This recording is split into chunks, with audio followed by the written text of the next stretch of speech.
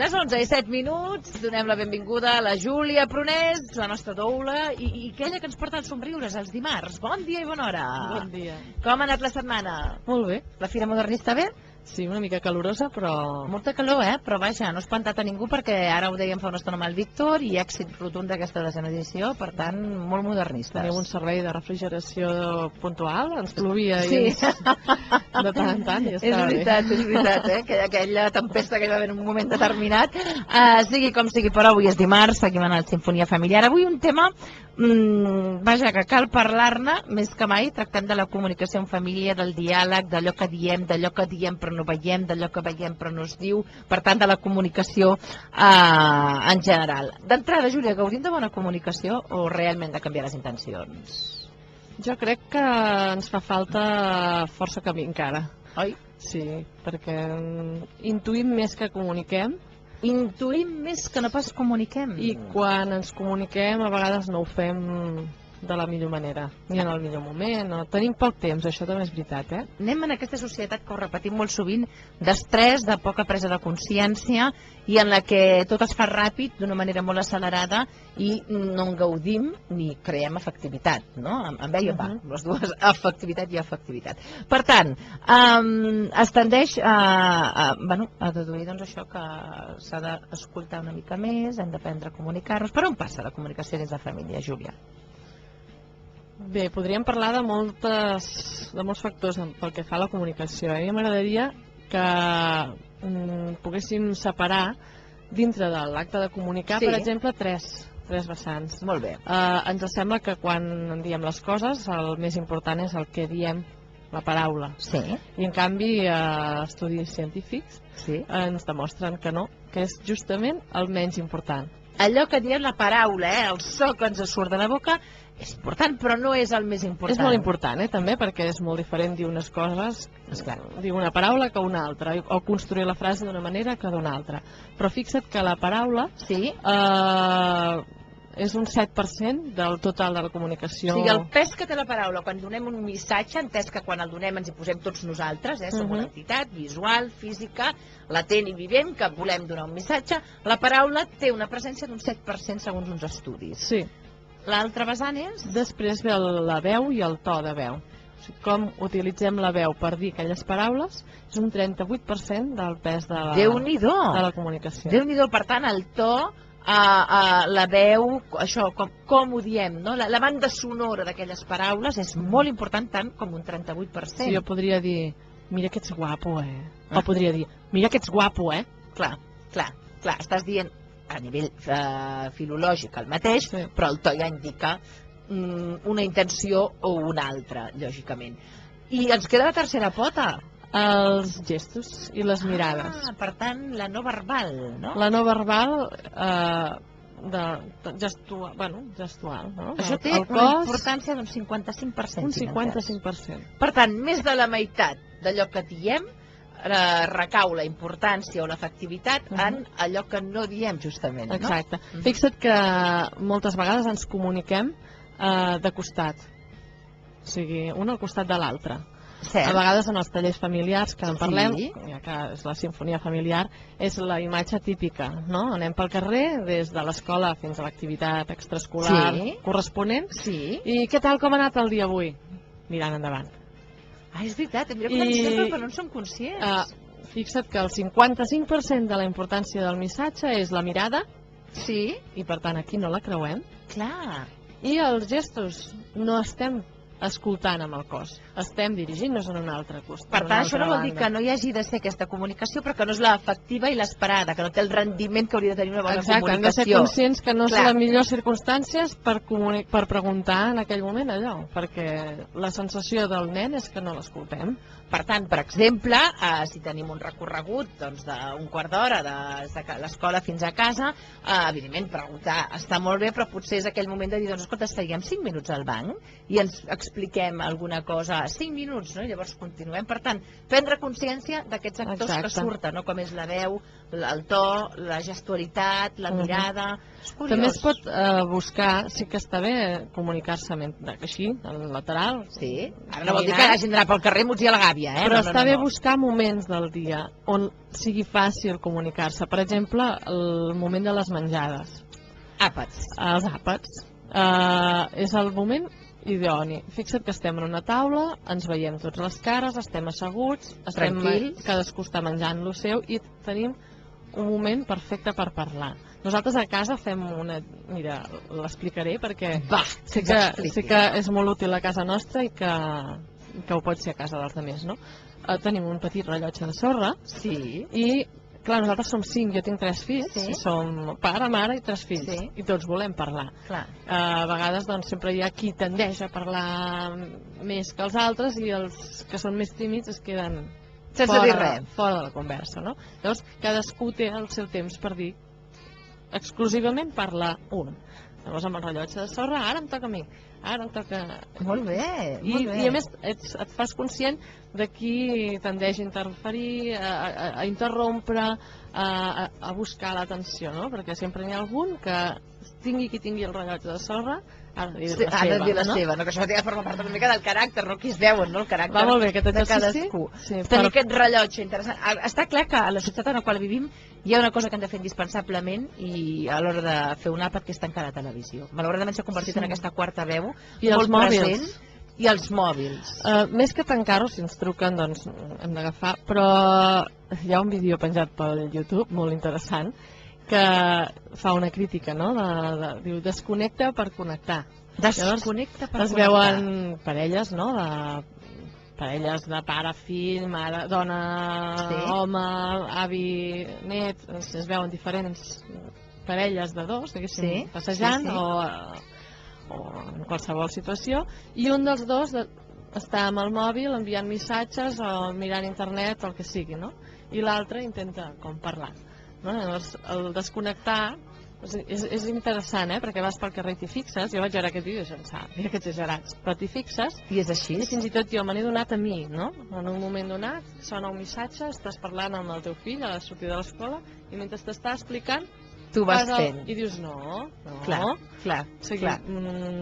En un moment de... Clar, és que això ha entrat de ple a la televisió, ja fa temps que hi era, però sí que és veritat que la televisió pren protagonisme a aquestes converses, pren protagonisme a aquesta necessitat de comunicació, i el mòbil, evidentment, aquestes noves tecnologies ens hi hem d'adaptar, no? O el mòbil s'ha d'adaptar a nosaltres, per tant, tenir clar que la comunicació és efectiva i eficient i eficaç quan és directa, no? Exacte. Jo porto aquí una llista de... Sí, ara la farem, la llista. Va. Ara sí, anem a la bona comunicació. Com ens hem d'expressar? Mira, per expressar-nos, per poder-nos comunicar necessitem unes coses bàsiques. Primer, un temps de qualitat per poder-ho fer. Temps, però bo, efectiu, el que dèiem. Si sabem que és important preguntar als nostres fills com els hi ha anat el dia perquè volem saber com els hi ha anat, el millor moment no és a la sortida del col·le mentre tenim 10 minuts per anar a una altra banda. I el nen està esmorzant, berenant, no és el millor moment. Hem de buscar un temps de qualitat, un temps en què puguem estar parats amb la sensació de que no tenim res més a fer, encara que hi hagi alguna cosa més a fer. Si ara ens asseiem i d'aquí un quart d'hora he d'anar a fer el sopar, no li diré, tu, que tenim només un quart d'hora. No, la sensació ha de ser que tinc tot el temps del món. Ja m'ho faré anar bé per tenir aquest quart d'hora. Ja adaptarem les converses. Sí, però la sensació ha de ser aquesta, tant per una banda com per l'altra. Hi ha un desig de comunicar i d'escoltar. No pot ser que preguntem com t'ha anat l'escola. Sempre faig la mateixa pregunta, però podrien ser moltes altres inicis de comunicació que els fem perquè sí, no? Què tal, com va? O ara trobes un amic i diu, què tal, com va? I a vegades és una mica per donar peu a una conversa, però igual... Sempre hi ha aquelles sortides d'estudi, que diuen fugides d'estudi. Bé, molt bé, tot bé, no? Però això ja també denota que no tens ganes d'explicar gran cosa. També hi ha les preguntes típiques de cortesia a les quals estem acostumats. Però, per tant, si anem a buscar els nens a l'escola, doncs això, preguntar o potser esperar que la criatura que surt afamada, amb gana, es tranquil·litzi. Hi ha d'haver les dues condicions, un desig d'escoltar i un desig de comunicar. Jo puc estar molt disposada a escoltar el meu fill, però si en aquell moment ell té més ganes d'anar a jugar amb els seus amics al parc, és inútil haver de seguir-lo, i a més a més el que fem molts, és que no m'explica res, és que com t'ha anat, i són pesats, perquè sempre a les 5 i 5 minuts hem de saber què ha fet aquell nen a l'escola. Potser estem escollint malament el moment de comunicar. Jo potser sí que estic en disposició d'escoltar, però hem d'assegurar-nos que l'altre estigui en disposició de comunicar. I això és important, anar trobant el moment del dia en què això succeeixi. Si no, ens perdem l'oportunitat de comunicar-nos. El lloc i les circumstàncies adequades és una mica el mateix, no? Jo puc tenir moltes ganes de comunicar, perquè a vegades els nens surten de l'escola amb moltes ganes d'explicar-nos una cosa i nosaltres també, però estem al mig de la sortida de l'escola, on hi haurà nens que li aniran a demanar que vagi a jugar amb ells, on hi haurà mares que ens vindran a preguntar qualsevol cosa de l'AMPA o del que sigui. No és el lloc oportú. Per tant, en tot cas, si tenim ganes de comunicar-nos i veiem que no estem en el lloc més adequat, ens apartem d'aquell lloc. Què et sembla si anem allà, en aquell racó, que no ens molestarà ningú, i en parlem? Per tant, també és important triar, com dèiem, el lloc i, evidentment, l'acceptació que... I l'interès en l'altre. Tu pots tenir moltes ganes d'escoltar l'altre, però si... o l'altre de comunicar-te. Avui veig com una mica entortolligada. Ens desentortolligaran. No pateixis. Doncs hem d'acceptar el que ens pugui dir l'altre. Ni criticar-ho, ni jutjar-ho, ni ni restar-hi importància. A vegades això passa molt quan algú ens explica una dificultat que està passant o un problema. Au, va, dona, no et preocupis, si no n'hi ha per tants... No, hem d'acceptar i hem de mostrar interès pel que ens està explicant. Amb això li estem dient, no, dona, no és important el que et passa. Per ella ho és. Una cosa és no fer-ho més gran, no magnificar-ho, això pot estar bé. L'altra cosa és no donar-li importància, no? Perquè en el moment, sobretot els nens que t'expliquen una cosa, per ells pot ser el problema més greu del món, no? Exacte. I treure-li importància sota la perspectiva d'un adult tampoc ajuda a créixer aquesta criatura. Exacte, un nen que ens explica, porta una nota a l'agenda. Clar. I ens ho està dient, ens està obrint un diàleg. Podem tallar-lo en sec, de dir, home, ja està bé, ja saps que a mi això no m'agrada perquè ja està bé, segur, a veure què hauràs fet. Hem tallat qualsevol oportunitat de comunicar quan l'altre ja deia, és com vulguem dir, t'ho vull explicar. I doncs, què ha passat? I és que he fet això, i com t'has sentit? I la reacció de la mestra, què t'ha semblat? És normal que s'enfadi, oi, per això que has fet? És molt diferent, estem dialogant, no estem jutjant ni criticant. Quan entrem en una conversa a jutjar o a criticar, la persona que tenim davant frena, es pot bloquejar, ja no pot tenir aquesta sensació de comunicació fluida i per tant pot arribar, com dèiem, ara potser exagero, no? Però a distorsionar la informació, a amagar, a ometre, a mentir, perquè ja veu que el seu diàleg no és fluid, no? La nostra percepció de l'escolta en aquest cas.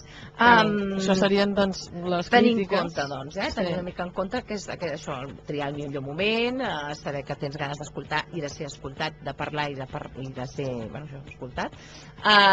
Llavors, d'altra banda, dèiem que per la comunicació tan important és saber escoltar com expressar-te bé. Sí, és important les dues coses, expressar-se d'una forma sintètica, sintetitzant una mica. Hi ha aquestes persones que a mi em passa, per exemple, que ens comencem a enfilar. A vegades, a veure, cal saber també a l'hora de comunicar-nos qui tenim a davant. Clar, si jo sóc un adult i al meu davant tinc un nen, és més fàcil que li sigui complicat sintetitzar. Jo el puc ajudar a sintetitzar. Com? Doncs repetint algunes frases que ha dit ell, demanant-li aclariment sobre alguna cosa, ajudant-lo a enfocar, no? Sí, perquè els nens quan surten de l'escola et deixen explicar-t'ho tot. I llavors et diuen, un moment, què ha passat? Comencem per aquí. Vinga, per què estàs trista? Sí, t'has barallat amb tal, i què ha passat? I com ha començat? I ajudant una mica a sintetitzar, a ordenar les idees. Evidentment s'entén que si tenim un nen a davant doncs és fàcil que hagin de fer això, però també es pot passar amb un adult que està enfadat, la nostra parella que està enfadat amb no sé qui, que està desbordat, el podem ajudar a sintetitzar. ens arribarà molt millor el missatge i podrem dialogar amb més efectivitat, no? I més facilitat, sens dubte. El to de veu. El to de veu és importantíssim, encara que a vegades més val expressar, no? Mira, avui estic cansada o estic malhumorada, o disculpa si el to no és el correcte, però ja poses una mica amb antecedents, no, aquella persona, perquè a vegades també els podem ajudar, també podem ajudar l'altre a moderar o a regular el seu to de veu. Quan algú està molt... Fixa't que quan algú està molt enfadat i crida i tal, a vegades tendim a cridar també. Se'ns emporta la seva emoció. Si un crida, jo crido més, sí. I a vegades no estem enfadats. I, sí, i això ha passat, i això t'ha dit. Hola, però què dius? Exacte. Entrem en la seva emoció. Podem fer justament el contrari, també. Si nosaltres responem amb un to conscients, això sí que has de prendre consciència, perquè el que passa és que te'n vas amb l'altre, no? Baixar el to i expressar-te amb suavitat. L'altre pot... o s'enfadarà perquè no entres en la seva sintonia i et dirà... O estarà doblement enfadat i cridarà el doble. Clar, a vegades pot interpretar que aquella baixada de to és que no estàs entenent o empatitzant amb ell, però bueno, tot això es pot anar regulant. De totes maneres, en algun moment, amb els nens, va bé, no? Baixar el to i no dir-li, no cridis, home, perquè l'altre l'està jutjant. Va dir, parlem més fluixet, a veure, no? És diferent que digui no cridis. Més cosetes per anar acabant. Establir un contacte visual i corporal. El que dèiem, parlat que el 55% de la comunicació és no verbal, és amb el cos i amb la mirada. Per tant, davant per davant a poder ser i a la mateixa alçada. És molt diferent parlar amb algú que està allà dalt que algú que el tens aquí. O allò de dir, escolta, què et sembla si anem a fer un cafè, perquè això que m'expliques és prou important, tens 5 minuts, perquè es poden fer cafès efectius amb 5 o 10 minuts, no? O seure al banc, tampoc no cal consumir si no volem, per tant, important aquell repòs, no? Sí, i baixar-te a l'alçada del nen. Clar, perquè un nen de 5 anys està parlant al seu pare allà dalt. És veritat, passa quan tens amics que són molt més alts que tu, no? Que tens allò, que vas mirant i dius, que realment... Ha de cridar, per tant el to de veu no és el més adequat, i a més el contacte visual no és a nivell.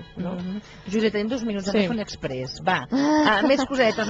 Una conversa sense interrupcions, que dèiem, mòbils... No, provocar, si més no, que hi hagi una línia directa, no? I que no desviem. O sigui, quan algú m'està explicant que li fa mal al cap, jo no li diré, ostres, a mi també, perquè l'altre dia vaig fer no sé... Clar, o sigui, m'està començant a explicar una cosa... I acabes parlant tu 10 vegades més d'una cosa que no té res a veure amb l'inici de la conversa. I l'altre pobre s'ha quedat amb cara de moniato, no? Exacte. I aquí l'hem deixat fora de joc. Clar. I quan acabi ell d'expressar, llavors tu pots reiniciar la teva part. Hem de donar mostres que estem escoltant, allò, sí, i això ha passat, tal persona, sí, això t'està demostrant que l'altre t'està seguint i t'està escoltant. Perquè quan veus algú que et mira fixa i no diu res, dius, ara no sé si està pensant amb alguna cosa perquè ja se n'ha anat de la conversa o realment m'està seguint. Per tant, també com dèiem, evidentment mostrar aquest interès per l'altre, no ometre els judicis, que la Júlia ho repeteix molt i això és important, no? Com utilitzem el llenguatge correcte. És que amb els nens ens passa molt, Sí, amb els nens els prejutgem fins i tot, Exacte. Ja no els acabem jutjant, sinó que abans de que s'expressin ja han fet un judici de valors. Tot això que ara ens has explicat, on ho podem aprendre? Perquè, clar, no tots som la Júlia Prunés. No, tampoc. D'on ho has tret, com ho hem fet? Estic en aprenentatge, també. Sempre és un aprenentatge constant. Sí, és un aprenentatge constant, la comunicació. De totes maneres, sí que, per exemple, jo tot això ho vaig aprendre al servei de mediació de l'Ajuntament de Terrassa, que ara per tema de retallades s'ha disminuït una mica, però que està fent formació per la ciutadania, des de ciutadania, precisament, que és on ja estava abans integrat al servei, i a la Lucy Morera, que és mediadora professional, i és una passada tot el que s'aprèn, tant de comunicació com de gestió de conflictes, i a més tenen una formació específica sobre la mediació i la gestió de conflictes, que és de mediadors voluntaris, que és gratuïta, que a més està enfocada en persones que estan en associacions, en persones en què es troben constantment en temes de conflictes. Després també hi ha de facilitadors, que està molt bé, és com actuar davant de situacions conflictives, una formació més curteta, però molt, molt, molt útil també, i després van fent tallers, clar. I després a nivell doncs, de família, jo vaig fent tallers també sobre gestió de conflictes, sobre comunicació efectiva, i n'hi ha. Hi ha molts llibres també sobre comunicació. Sens dubte hem de buscar la comunicació que ens portarà a tenir una bona comunicació. Una manera és entrant a www.juliadoula.cat. Sempre li deixo al final per ell, així ho fem a dues veus. juliadoula.cat. I si algú està interessat en cursos d'això, de ciutadania, a ciutadania@terrassa.cat. ciutadania@terrassa.cat. Júlia, que tinguis bona setmana. Igualment. Comunicant-nos i ens veiem el dimarts vinent. Gràcies.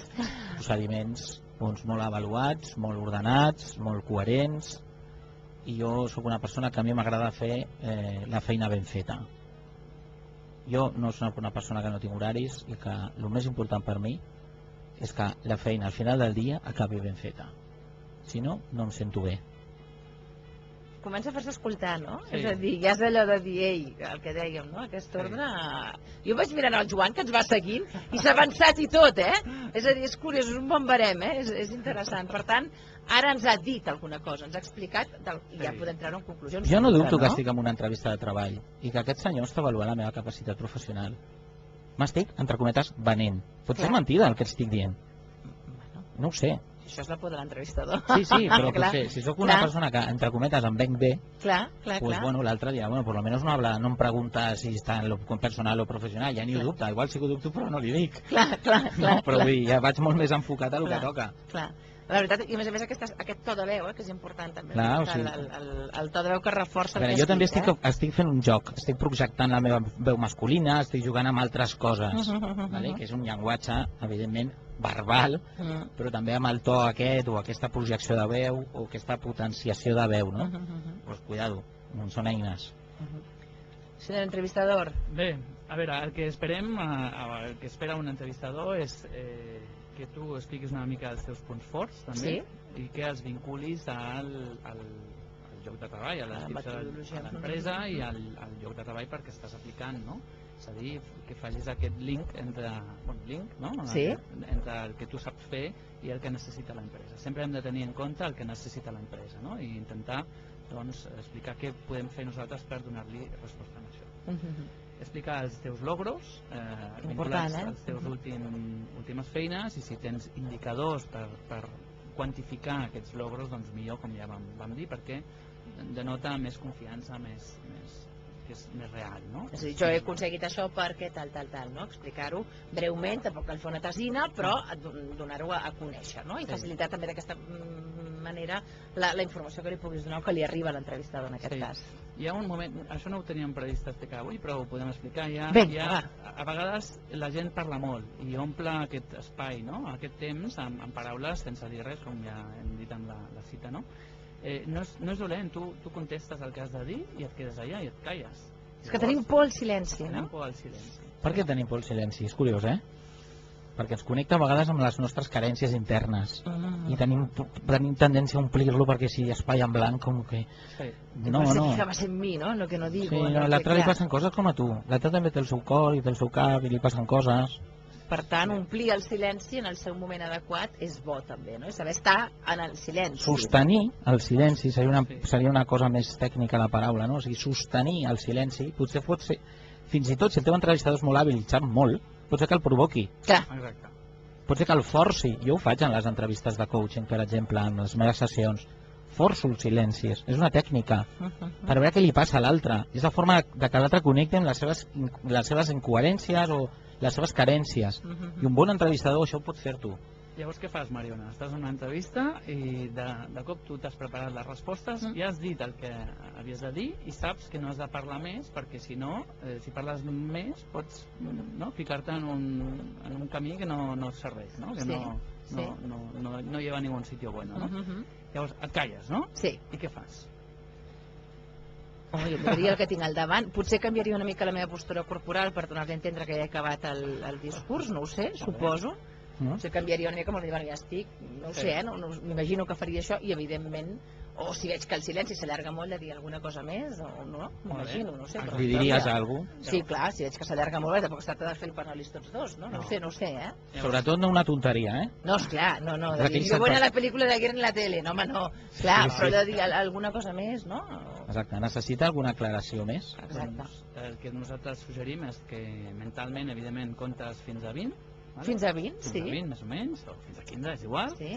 Llavors li tornes la pilota a l'entrevistador i li dius, vol que afegeixi alguna cosa més, algun detall més? Li és suficient aquesta resposta? Li ha quedat clar, li he contestat clarament la pregunta. I ja està, llavors tornes la pilota a l'entrevistador, no? I és ell que ha d'ara pronunciar-se. Per tant, comptar fins a 15 o 20, depèn, si comptem 2 o 1 o 2 no, normal, com si fos 1, 2, 3, 4, 5, 6, i llavors ja això, no?, aquesta resposta. Ens queda 1 minut i mig. Bé, ¿cuáles son tus puntos fuertes? No, farem una cosa, no, ara us tallo. Los puntos fuertes els deixem per la setmana que ve. Vale. Perquè la frase d'en Benavente que avui heu portat tiene tela marinera i vull que reflexioni i que s'entengui molt bé. Perfecte. Per tant, no vull córrer. Diu, la frase amb la que acabem, i la setmana que ve, puntos fuertes. Cuando no se piensa lo que se dice, es cuando se dice lo que no se piensa. Per tant, tela, Cuando no se piensa, quan no es pensa allò que diem, és quan realment diem el que no pensem. Per tant, podem dir tonteries si prèviament no ho hem pensat. És una mica aquí la reflexió. Bueno, deixem sí, però també més coses. El pensar i el decir, pensem primer, diem després, això que quedi clar. Ho va dir en Benavente, en Jacinto, escritor, dramaturgo. Don Jacinto. Don Jacinto. I la setmana que ve n'acabarem de parlar. Molt bé. Des de casa aneu preparant, també jugueu una mica, no?, amb aquestes entrevistes, poseu-vos en situació i qualsevol dubte, qualsevol història, qualsevol... és igual, encara que tingueu ganes de saludar els meus troferos, i deixeu-m'ho dir així. Ja està, se us ha etiquetat. Ens ha tret tot el prestigi. Tot el prestigi ha quedat en nada, en una bola de xocolate. Marketingme.es. Entreu a www.marketingme.es. La setmana que ve, tu síguete preparando, que tornem Sí, ostres, sí, la setmana que ve tinc molta feina. Alejandro Ferran, gràcies a tots.